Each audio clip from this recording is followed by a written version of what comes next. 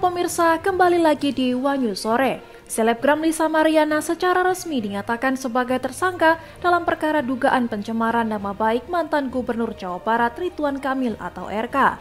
Direktorat Tindak Pidana Siber Bareskrim Polri mengumumkan penetapan Lisa Mariana sebagai tersangka pada hari Minggu 19 Oktober 2025.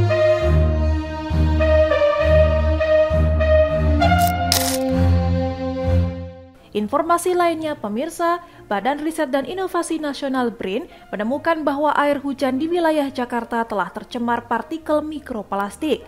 Temuan tersebut menjadi peringatan bahwa polusi plastik ini tidak hanya mencemari tanah dan laut, tetapi juga telah mencemari atmosfer.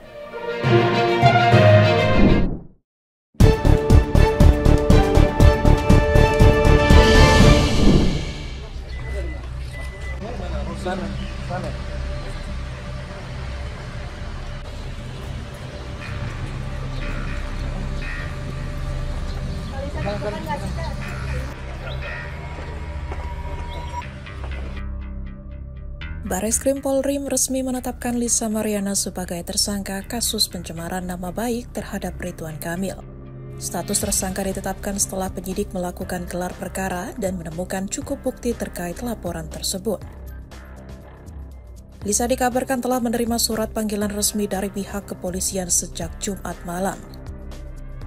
Lisa juga dijadwalkan menjalani pemeriksaan dirinya sebagai tersangka oleh Bareskrim Polri pada Senin 20 Oktober. Kasus ini bermula dari tudingan Lisa yang mengklaim bahwa Ridwan Kamil adalah ayah biologis anaknya. Namun hasil tes DNA membuktikan bahwa anak tersebut tidak memiliki hubungan darah dengan Ridwan Kamil. Temuan itu memperkuat dugaan bahwa pernyataan Lisa termasuk dalam kategori pencemaran nama baik. Kuasa hukum Ridwan Kamil menolak mediasi dan menegaskan bahwa proses hukum harus dilanjutkan. Mereka menyebut tudingan Lisa telah menimbulkan dampak serius terhadap nama baik dan keluarga Ridwan Kamil.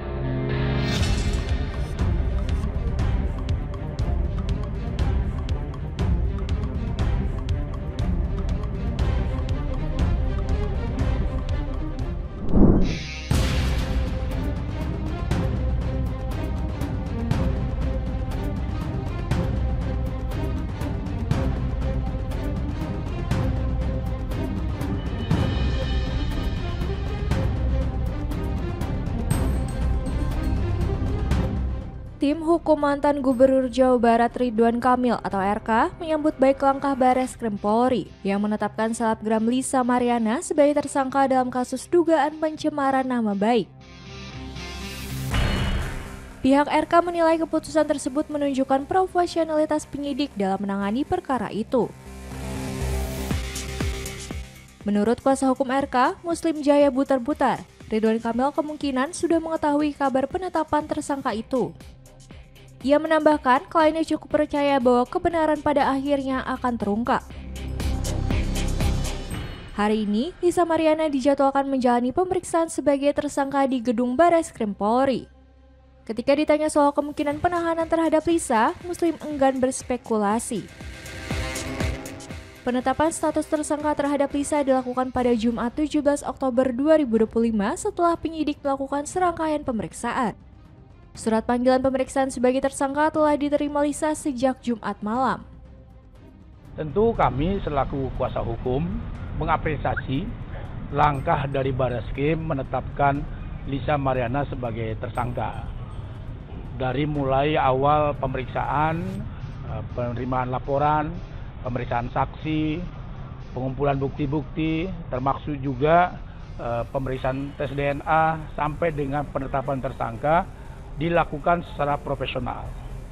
Sejadi dari awal kami mendukung dan percaya kepada profesional dari Mabes Polri dalam hal ini penyidik yang menangani kasus ini, dugaan pencemaran nama baik yang dilakukan oleh Lisa Mariana terhadap Pak Ridwan Kamil. Penetapan tersangka ini tentu sekali lagi bukti bahwa bukti-bukti yang telah diajukan oleh pihak kami sangat relevan, dapat dipertanggungjawabkan secara hukum. Kemudian perlu kami jelaskan juga bahwa penetapan tersangka ini merupakan sesuatu yang luar biasa dan merupakan yang harus dipertanggungjawabkan oleh Lisa Mariana di depan hukum. Nah, kami sekali lagi mengapresiasi kerja-kerja dari Barreskrim Mabes Polri dan tentu kami melihat ke depan ini tentu akan kami kawal. Sebelumnya, Lisa dan Ridwan Kamil sempat menjalani pemeriksaan serta tes DNA di Laboratorium Forensik Pusdokes Polri. Hasil tes menunjukkan bahwa anak Lisa berinisial CA tidak memiliki kecocokan DNA dengan RK. Merasa tidak puas, Lisa kemudian mengajukan permintaan tes DNA ulang di Rumah Sakit Mount Elizabeth, Singapura. Namun, penyidik menyerahkan keputusan tersebut kepada kedua pihak. Ridwan Kamil melalui kuasa hukumnya menolak tes ulang dengan alasan hasil tes DNA yang dilakukan Pusdokes Polri sudah sah dan mengikat secara hukum. Setelah proses pemeriksaan tes DNA, penyidik sempat mencoba memediasi kedua belah pihak. Namun, baik Lisa maupun Ridwan Kamil tidak menghadiri pemediasi secara langsung dan hanya diwakili kuasa hukum masing-masing. Upaya mediasi kedua belah pihak pun buntu tanpa kesepakatan.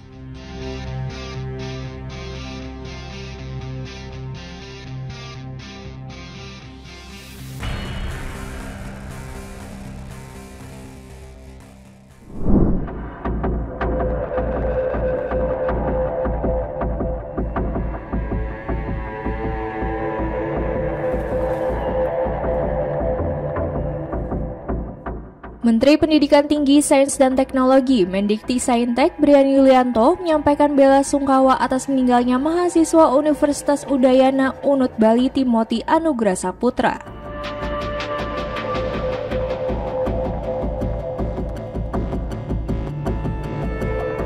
Hal tersebut disampaikan oleh Brian usai menghadiri rapat terbatas bersama Presiden Prabowo Subianto di Jakarta Selatan Minggu 19 Oktober.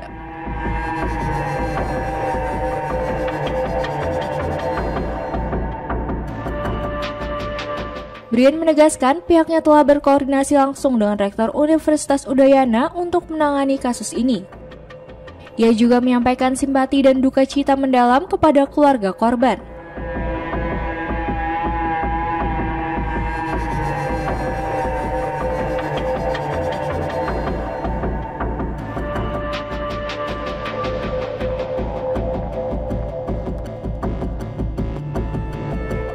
Lebih lanjut, Brian mendorong pihak kampus untuk terus berkomunikasi dengan keluarga korban dan memberikan pendampingan yang dibutuhkan.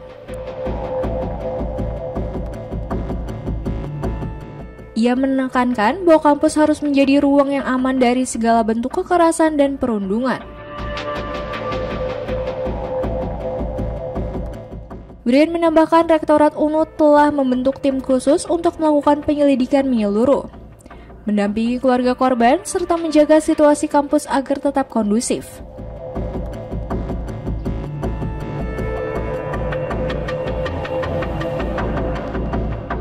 Untuk tim, pertama menginvestigasi, mengecek apa yang sebenarnya terjadi, yang kemudian juga melakukan pendampingan baik untuk keluarga maupun pihak-pihak lain yang akan barangkali terhubung dengan kasus ini, kemudian juga memastikan bahwa ini kondisi kampus itu betul-betul kondusif, artinya tidak ada lagi hal-hal seperti ini bisa terjadi. Ia berharap kejadian serupa tidak kembali terulang di lingkungan pendidikan tinggi. Diberitakan sebelumnya, Timothy ditemukan meninggal dunia pada Rabu 15 Oktober diduga terjatuh di kampusnya.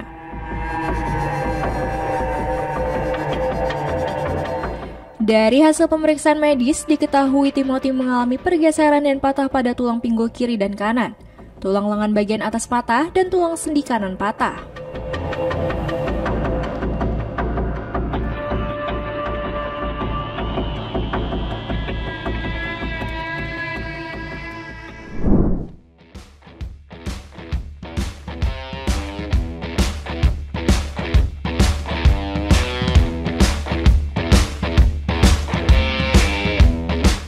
Presiden Republik Indonesia Prabowo Subianto kembali menggelar rapat pada Minggu 19 Oktober 2025 di Kertanegara, Jakarta Selatan. Prabowo memanggil sejumlah menteri ke kediaman pribadinya di Jalan Kertanegara, Kebayoran Baru.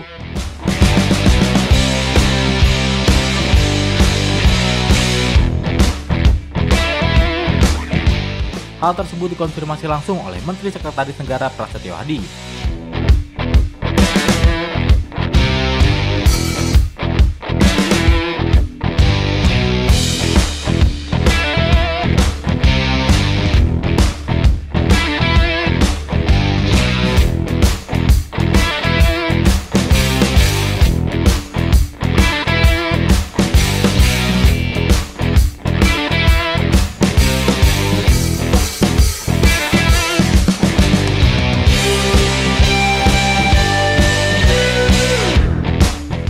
Pras menjelaskan rencananya rapat akan membahas soal pengembangan sumber daya manusia berbasis sains, teknologi, engineering, mathematics atau STEM. Selain Prasetyo, menteri lain yang juga akan dipanggil ialah Mendikti-Saintek Brian Yuliarto.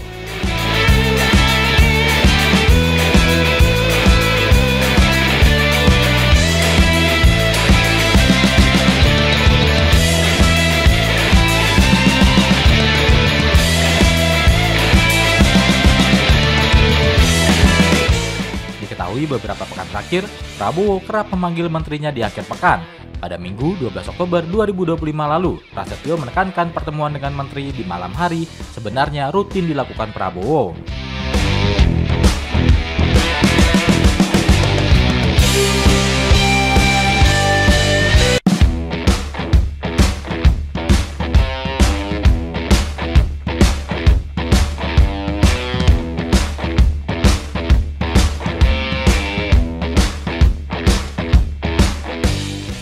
Setiap ada waktu kosong, baik itu hari Sabtu atau Minggu, Prabowo akan memanggil menteri. Pekan lalu, Prabowo memanggil para menteri untuk mengupdate program yang sudah dikerjakan pemerintah.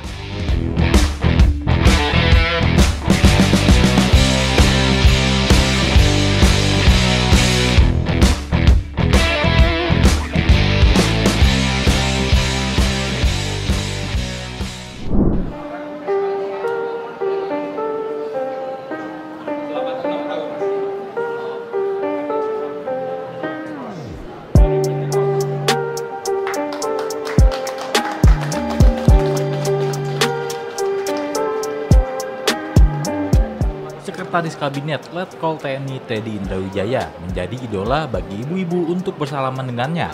Hal itu terlihat dalam acara peluncuran BLTS Kesra dan program magang lulusan perguruan tinggi Jumat 17 Oktober 2025.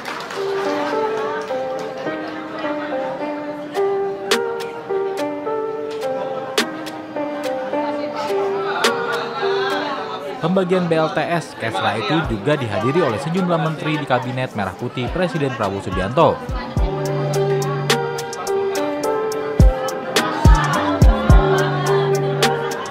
Yakni Menteri Sekretaris Negara Prasetyo Hadi, Menko Bidang Perekonomian Airlangga Hartarto.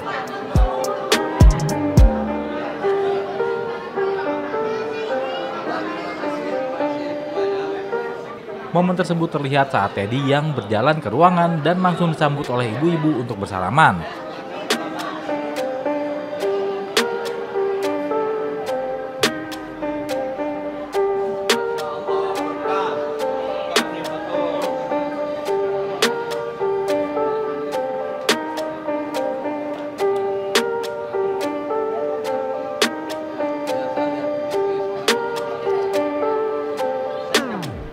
Lalu sambil melemparkan senyum, Teddy menyalami satu persatu ibu-ibu yang sudah hadir dalam acara itu.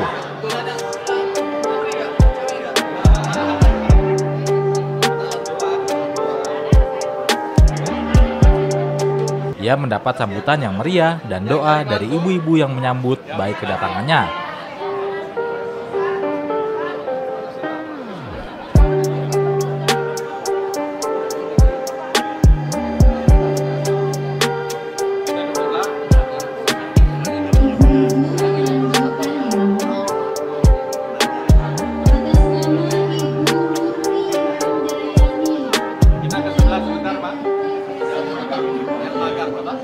Teddy juga mengiyakan untuk ajakan foto bersama oleh ibu-ibu yang sudah hadir.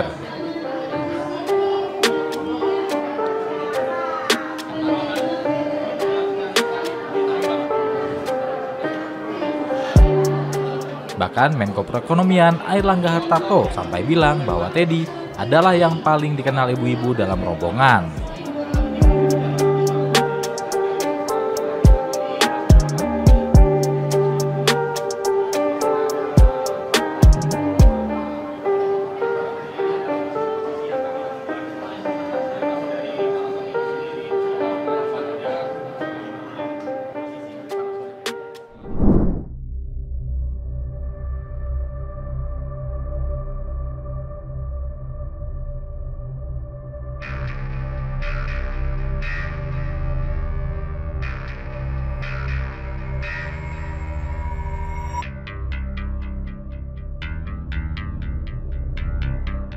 Penelitian Badan Riset dan Inovasi Nasional atau BRIN menunjukkan bahwa air hujan di wilayah Jakarta mengandung partikel mikroplastik yang berasal dari berbagai aktivitas manusia seperti serat sintesis, debu, ban kendaraan, serta pembakaran sampah plastik. BRIN menjelaskan bahwa penelitian yang dilakukan sejak tahun 2022 itu menemukan adanya mikroplastik dalam setiap sampel air hujan di ibu kota.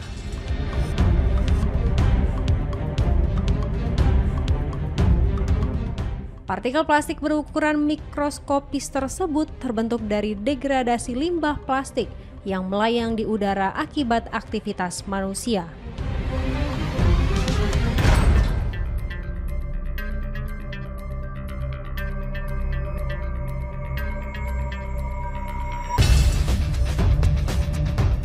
Temuan ini menimbulkan kekhawatiran karena partikel mikroplastik berukuran sangat kecil, bahkan lebih halus dari debu, sehingga berpotensi terhirup manusia atau masuk ke dalam tubuh melalui air dan makanan. Plastik juga diketahui mengandung bahan aditif beracun seperti ftalat, bisphenol A, BPA, dan logam berat yang dapat terlepas ke lingkungan ketika terurai menjadi partikel mikro atau nano. Pemerintah Provinsi DKI Jakarta menanggapi temuan tersebut sebagai peringatan serius.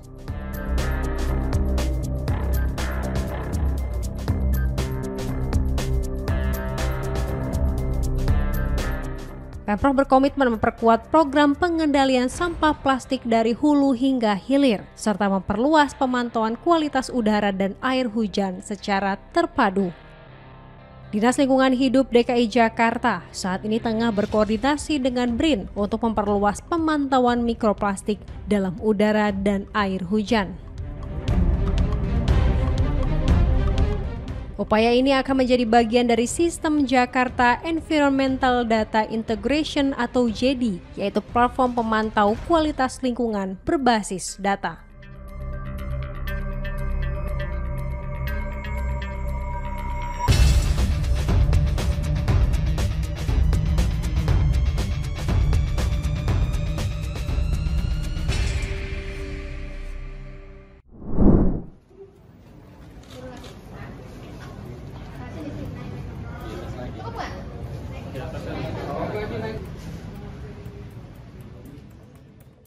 Direktorat Reserse Kriminal Umum Polda DIY menangkap RM 60 tahun, warga Keraton Yogyakarta, karena diduga melakukan penipuan dan pemalsuan surat dengan modus penerbitan surat kekancingan untuk tanah milik Kesultanan Yogyakarta.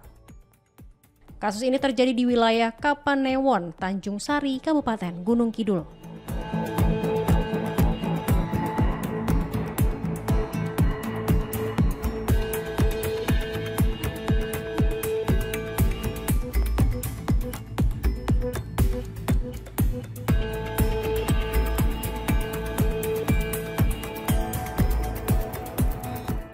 Dalam menjalankan aksinya, pelaku mengaku sebagai keturunan Sri Sultan Hamengkubuwono ke-7.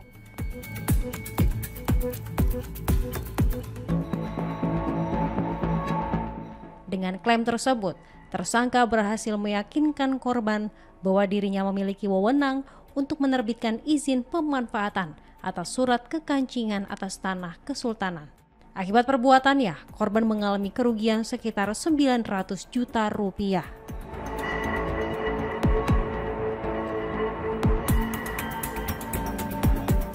Polisi menyita sejumlah dokumen dan surat kekancingan palsu dari tangan pelaku.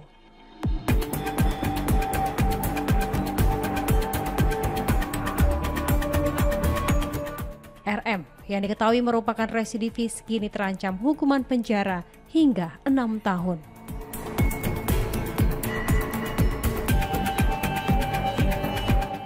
Lembar fotokopi SHM seluas 104,600 meter persegi atas nama Kesultanan Yogyakarta Hadiningrat tertanggal 16 Agustus 2017 dan 1 lembar sertifikat kekancingan Magersari surat izin pemanfaatan mengelola, memakai, menempati lahan Sultan Brong tanah kas desa dalam hak milik atas tanah Gusti Raden Mas Murtejo alias Sultan HB ke-7. Modus operandi yang dilakukan oleh pelaku adalah mengeluarkan surat izin pemanfaatan kekancingan tanah Sultan Brong tanpa hak. Kemudian terkait dengan kronologis peristiwanya, ya, mulai dari bulan Juni tahun 2023, RMTPS ini tanpa sepengetahuan pihak Kesultanan telah mengeluarkan izin pemanfaatan kekancingan Sultan Brong dengan nomor surat kekancingan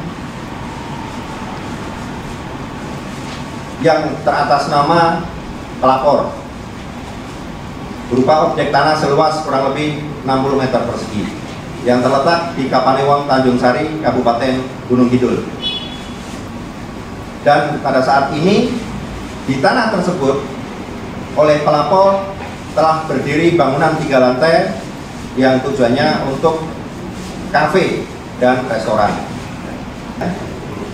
Yang menjadi garis bawah adalah objek tanah yang diakui oleh tersangka RMTWD ini sebetulnya sudah bersertifikat atas nama Kesultanan Yogyakarta Hadiningrat.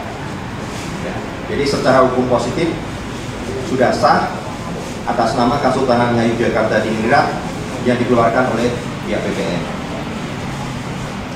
Dan kemudian secara pemanfaatan yang berwenang untuk mengelola dan pemanfaatan tanah milik Kesultanan Yogyakarta Hadiningrat adalah Kawedanan Panitikismo. Ini sesuai dengan Undang-Undang Keistimewaan maupun Pergub Daerah Istimewa Yogyakarta tentang tata cara pengelolaan dan pemanfaatan tanah kesultanan dan tanah kadipaten yang ada di Daerah Istimewa Yogyakarta. Demikian informasi yang dapat kami sampaikan pemirsa. Terima kasih telah bergabung bersama kami. Sampai jumpa di Wanyus Sore berikutnya setiap hari pukul 7 malam hanya di kanal YouTube TV Wanyus.com.